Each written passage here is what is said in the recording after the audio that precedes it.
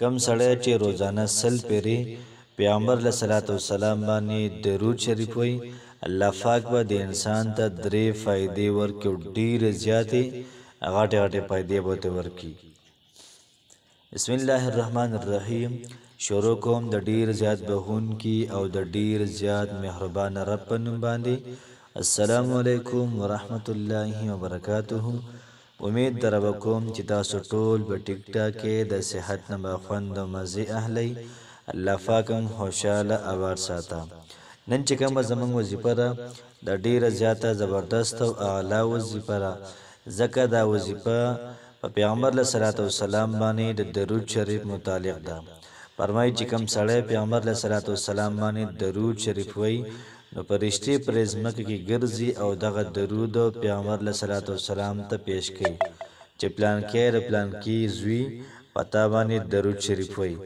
پیغمبر علیه صلوات و سلام هلته کې دا درود پاک محترمو در انسان دا واوري ډېر زیات خوشحاله شي.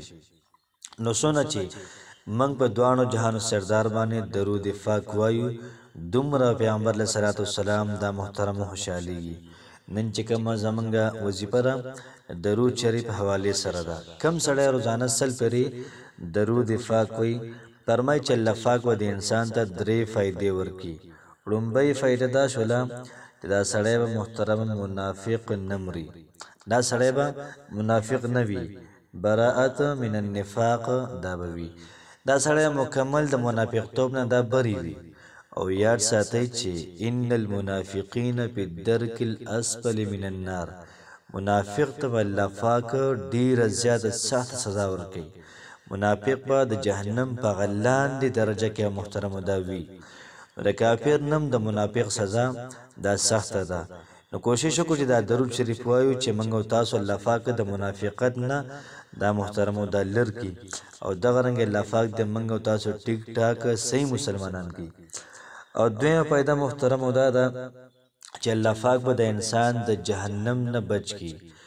یاد ساتئ چې د جهنم چې کوم اور دی دا زر کاله بل شو نو دا سپین شو، بیا زر کاله بل شو بیا سور شو، بیا زر کاله بل شو دا تور شو. نو اوس محترمو د جهنم اور دا تک تور دی، لوګیم تور دی، اورم تور دی او چې انسان بګه پریو دا پته پکې لګی نه. چې الله پاک موږ او تاسو د جهنم نه بچ کی دا ډیره زیاته لویا ډیره زیاته عظیم شان خبره ده محترمو. او دغه رنګ درېمه فائده محترمو داره چې کوم سړی درود شریف روزانه سل پیری وي د قیامت پر ورځ به الله پاک د انسان د شهیدانو په سب کې راپاسي.